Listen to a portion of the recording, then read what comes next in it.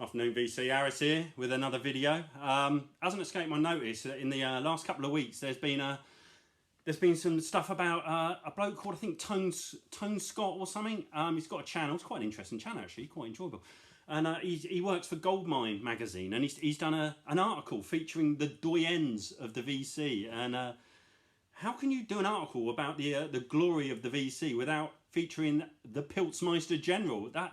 That's unthinkable, surely. That's like reforming the police and not inviting Sting. It'd be like, yeah, we've reformed, mate. Yeah, we've sold out the LA and Normo Dome. Yeah, we're not going to need you, Sting. No, we can handle the da by ourselves, mate. Yeah, anyway, stick to the tantric sex, okay, and the yoga. Okay, bye. Unbelievable. I do exist on the margins. I think if the VC was Crosby, Stills, Nash and Young, I'd be Stephen Stills. That's my theory. But yeah, unbelievable. But anyway, it was a good article actually, and very interesting to read. And Record Fair, we've had another one last Saturday of every month. If anyone lives near Southampton, I recommend getting down there because it's great actually. I think for the VC, it's got a lot of stuff, and the pricing's pretty decent. You get about 15 stalls, but there's a couple of crackers, and there's Dale will know a guy called Clive's there, and he's fantastic. He's got a bit of everything and a lot of classic rock. His prices are great, and he gives you a discount. You don't even have to ask. And yeah, been down there again and picked up some crackers. This first one, I've wanted this for ages. And if I did a list of records that are very, very cheap, but I never find, Graham Parker, Squeezing Out Sparks. This is, he came from the same background as Elvis Costello, sort of pub rock. If you're into power pop, that early sort of Tom Petty power pop, Elvis Costello power pop, this is a fantastic album. And I tell you something else, I just checked it on Discogs. This is cheap as hell. I mean, I got it for £6. I thought I've got a good deal there. It's probably about £4 or £5. It's proper, fantastic, catchy hooks. Came out in '79. Brilliant album. I don't know if I see it shown a lot on the VC. I've always swerved it, and it is really, really good. It would fit in easily with the first 3 or 4 Elvis Costello albums. He may not have the absolute killer single, but it's catchy hooks, fantastic production. It's produced by Jack Nietzsche, which really surprised me. But yeah, this is a fantastic album. Graham Parker and the Rumour, Squeezing Out Sparks. And I say, it's so cheap. I reckon if you're into that sort of thing, and most of the VCR that I watch, this is, if you haven't got it already, then this is one to get. Get it off Discogs if you can't find it. But I never see it. But it's really cheap. So it's a bit of a weird one. Still coming in with a 12. I'm pretty chuffed to get this. Can't wait. I haven't heard this yet. Maybe my favourite top 5 singles of the 80s. Ghosts by Japan. How good is this going to sound on a 12-inch? One of the most experimental pop singles. I think it got top 5 in England. It still sounds remarkable to me. Sort of whirring electronics, just oozing synthesizers, and a fantastic song, Ghost by Japan. And to get it on a 12, and it's only one track on the 12, just brilliant. Cannot wait to listen to this. I'm really chuffed. I got this because this was fairly cheap as well, and it's a bit battered, a bit like Graham Parker there, but I think it's going to play all right. The Waterboys, Fisherman's Blues. I've got a bit of history with this.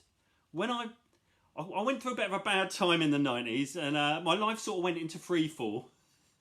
And I was drowning my sorrows in a pub in Southampton called the Anchor and Hope, which used to be one of the roughest pubs I've ever been in. It was horrendous. It was just off the Ring Road near the East Street Shopping Centre, if anyone knew it. Built into what I call the Craig David estate, where Craig David grew up. And I was in this pub, and at the time I was into sort of techno, punk, you name it. And my life was absolutely going down the Swanee.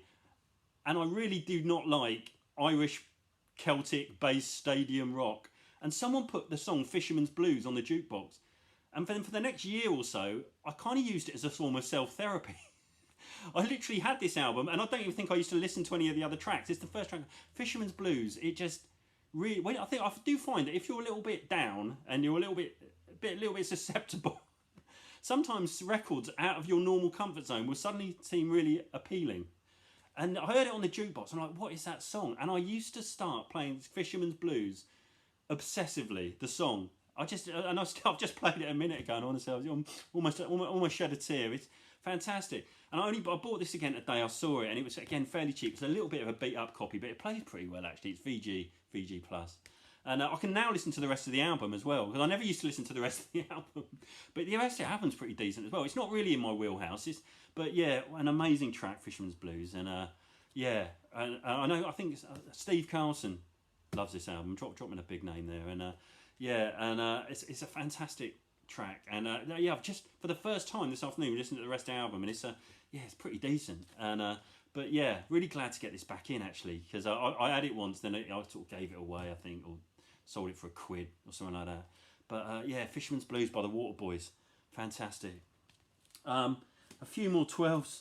Tears for Fears, Head Over Heels. If you want to have a Donnie Darko moment, the ding ding ding ding ding ding ding ding ding ding ding ding. Some people who watch Donnie Darko know what I mean. Tears for Fears, Head Over Heels, again, sounds amazing on a 12. And I'm just getting such a kick out of 12. In a way that a lot of the guys on the VC really get a kick out of 7 inches. I love 12s. I'm just loving it. It's really reinvigorating my love of music. And it gets you, it means you can buy something, so you get that, that hit of buying a record, but you're not paying out a lot. So it's a good way also of keeping your costs down and your spending down. But yeah, I love that. This is a cracker. I bought this at the record store today, and I am absolutely chuffed to find this. This is, again, verging into Grail territory. And I'm so pleased to get this. I had it on CD, and I've never seen it on vinyl. And this is from Clive. Clive, if Dale's watching. David Axelrod, 68 to 1970. If anyone knows David Axelrod, he was a producer in the 60s, a very progressive producer. He suddenly became very well known in the UK around the mid to late 90s because bands like Portishead and particularly DJ Shadow started using a lot of his techniques. He's probably most famous for, there was a garage band called the Electric Prunes. Then he produced them and he made an amazing record, a psych record. And the Holy Are You, which is, he used to mic the drums really close, and these sort of orchestral flourishes and psychedelic guitars, mostly instrumentals, completely changed. I think the Electric Prunes album is called Mass in F minor. There's instrumentals on here, they're fantastic. Real influence on hip hop. As I said, stuff like Portishead. Definitely DJ Shadow's Introducing album, which he pretty much ripped off a lot of that for this. And at the time, David Axelrod wasn't very well known, and then Shadow happened and Portishead happened. A lot of the English trip hop bands were getting massively influenced by David Axelrod. This is great. I'm so pleased. I've got this at an amazing price, because you don't see this a lot. And it's just all killer, really. He's probably also best known for his first 2 albums, Songs of Experience and Songs of Innocence, which were inspired by William Blake, which were mainly, I think, I don't own them, but I think they were mostly instrumental albums. They're just fantastic. I would really urge anyone to go and listen to Holy Thursday or Holy Are You. But there's stuff involving some jazz acts here, but it sounds fantastic. It just sounds brilliant. It's almost like trip hop meets lounge. It's just brilliant. Meets psychedelia. David Axelrod, 1968 to 1970. This is one I've been searching. When I saw it today, I was like, and it's in absolute mint condition. Brilliant album. Really chuffed to get it. Another 12 I found. Tracy Chapman's Fast Car. Always liked Fast Car. Never went by the album. This is a hot album, isn't it, Tracy Chapman? It's 25, 30 quid everywhere. It's like the modern day Rumours. But yeah, chuffed to get this on a 12. Again, just one track on the 12. Brilliant, brilliant stuff. And again, another Talk, It's My Life. Again, the benefit of the 12, it's an extended mix of It's My Life, so you can just sit back. 8 minutes, it's just beautiful. They sound so good, these 12 inches. Just one track on a 12-inch bit of vinyl, and they just sound amazing. I'm sure that audiophiles are going to clock onto 12s one day, because let's face it, most of them are buying these half-speed remasters anyway, where you're only getting 2 tracks on a side, so you might as well just pay £1 or £2 for a 12 rather than pay 119 for a bloody half-speed remaster. Just fantastic, It's My Life, and yeah, great stuff.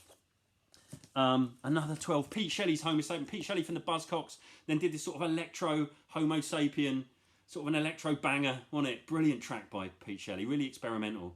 I love it, love this. And I bought this today because I've got a feeling I love it, but I can't remember how it goes. And it's another 12-inch, The Dream Academy, Life in a Northern Town, extended version. And I'm sure I love it, but I can't quite picture how it goes in my head. But again, it was cheap. Dream Academy, Life in a Northern Town. It was a big hit in the UK about early 80s. Can't wait to listen to it. Can't wait to remind myself whether I do love it or not. But I'm pretty sure I do love it. So yeah, that's my buys from a record for you today. I reckon that's about 20% of the price of the Revolver box set. So yeah, I reckon that's a good deal. But anyway, I hope everyone's all right. Take care, everyone, and I'll speak to you all soon.